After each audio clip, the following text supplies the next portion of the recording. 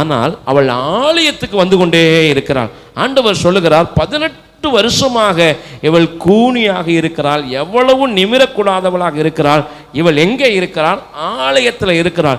என்னால் முடியலை, என்னால் நிமிந்து கூட பார்க்க முடியலை, இடுப்பு வலிச்சாலே நம்ம வரமாட்டேங்கிறோம், முட்டி வலிக்குதுன்னு வரமாட்டேங்கிறோம், தலை வலிக்குதுன்னு வரமாட்டேங்கிறோம். ஆனால் எவ்வளவும் நிமிரக்கூடாத கூனி அவள் ஆலயத்துக்கு வந்து கொண்டே இருந்தாள். அவள் பலவீனத்திலும் ஆண்டவரை போற்றி கொண்டே இருந்தாள், பலவீனத்திலும் அவரை ஆராதித்து கொண்டே இருந்தாள்.